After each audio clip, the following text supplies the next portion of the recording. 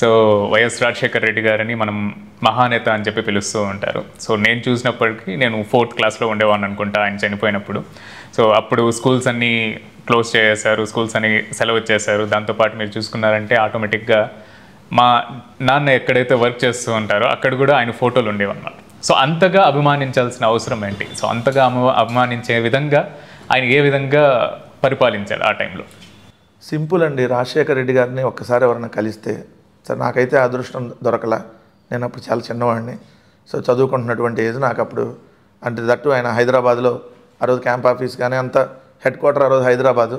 నేను గుంటూరు జిల్లా నుంచి బ్యాక్గ్రౌండ్ నుంచి వచ్చిన వ్యక్తిని కాబట్టి మాకు రాజశేఖర రెడ్డి గారిని కలిసేటటువంటి అవకాశం నాకు రాలా. రాజశేఖర రెడ్డి గారిని ఒకసారి కలిస్తే ఎవరు కూడా రాజశేఖర రెడ్డి గారిని మర్చిపోరు. అందుకనే రాజశేఖర రెడ్డి గారు చనిపోయిన తర్వాత దాదాపుగా 650 మందికి పైగా ప్రాణాలు కోల్పోయారంటే రాజశేఖర రెడ్డి గారు ఎంత ప్రజల గుండెల్లో చిరస్థాయిగా నిలిచాడంటానికి అదొక ఎగ్జాంపుల్. రెండో అంశం, మహానేత అని రాజశేఖర రెడ్డి గారిని ఎందుకంటారంటే ఆయన చేసినటువంటి కార్యక్రమాలు. సో ఆయన ఎవరినైనా ఆయన ఒక కాంగ్రెస్ పార్టీ వ్యక్తిగా కాకుండా అందరి వాడిగా ముద్రపడ్డాడు. సో అవతల పార్టీ వాళ్ళు ఎవరైనా వెళ్ళి సాయం అడిగినా కూడా అది మంచి జెన్యూనిటీ చేయగలిగిన సాయం అయితే ఖచ్చితంగా చేసేవాడు. తెలుగుదేశం వాళ్ళు అడిగారా, ఇంకొకళ్ళు అడిగారా అని కాదు. అందుకనే రాజశేఖర రెడ్డి గారిని మహానాయకుడు అన్నారు.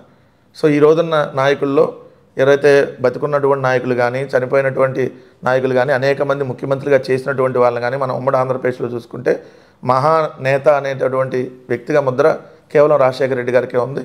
సో రాజశేఖర రెడ్డి గారు ఆ విధంగా చేశారు. ఎందుకంటే చిన్నపిల్లల గుండె ఆపరేషన్లో అంటే ఆ పిల్లాడినో బతికిస్తే సో ఆ కుటుంబంలో ఉన్నటువంటి వ్యక్తిని బతికించినటువంటి వ్యక్తి ఏమవుతాడు? మనకు దేవుడు అవుతాడు. సో అందుకని ఆయన మహానాయకుడు అయ్యాడు. సో ఆయన లేపటం అనేది ఇప్పటికీ కూడా జీర్ణించుకోలేని అంశం. ఆయన భౌతికంగా మనకు దూరమైనా కూడా ప్రజల గుండెల్లో అయితే చిరస్థాయిగా మహానాయకుడిగా ఉన్నాడు అనేది క్లియర్. మనం అనేక సందర్భాల్లో చూస్తూనే ఉన్నాం. ఎందుకంటే ఇంట్లో మనం దేవుడు ఫోటో పక్కన రాజశేఖర రెడ్డి గారి ఫోటో పెట్టుకుంటాం. సో అంతగా మనం దేవుడిలాగా రాజశేఖర రెడ్డి గారిని కొలుస్తున్నామంటే నిజంగా కూడా అల్టిమేట్ అది రాజశేఖర రెడ్డి గారి క్రెడిటే. అంటే పార్టీతో సంబంధం లేకుండా ఎవరికి హెల్ప్ కావాలన్నా కూడా వాళ్ళకి హెల్ప్ వచ్చేవారండి. ఆయన పార్టీకి సంబంధం లేదు, ఆయన పార్టీకి సంబంధం లేదు. అపోజిషన్ వాళ్ళు వచ్చి ఇదిగోండి మాకు ఈ సాయం చేస్తే మాకు ఉపయోగపడిద్ది అంటే ఖచ్చితంగా సాయం చేసినటువంటి వ్యక్తి. ఎందుకు చిన్న ఎగ్జాంపుల్, బాలకృష్ణ గారి ఇంట్లో కాల్పులు జరిగినాయి. బాలకృష్ణ గారి ఇంట్లో కాల్పులు జరిగినాయి. ఆ రోజు బాలకృష్ణ గారి భార్య పేరు, అందరి పేర్లు అన్ని పత్రికల్లో వచ్చినాయి. సో కానీ రాజశేఖర రెడ్డి గారే దాన్ని బాలకృష్ణ గారి కుటుంబాన్ని కాపాడాడనేది జగమెరిగిన సత్యం. బాలకృష్ణ గారు ఎవరు? తెలుగుదేశం పార్టీ. సో కానీ బాలకృష్ణ గారి ఇంట్లో ఆడవాళ్ళని కాపాడాలి, సో ఏది జరిగిందనేది తర్వాత సంగతి అని చెప్పి బాలకృష్ణ గారిని వాళ్ళ కుటుంబాన్ని ఆ రోజు కాపాడింది ఎవరు? రాజశేఖర రెడ్డి గారే కదా. ఇంకో వ్యక్తి ఇది చేస్తాడో చేయడు కదా. కానీ అది వాళ్ళు నిలుపుకోలేదు. దానిగా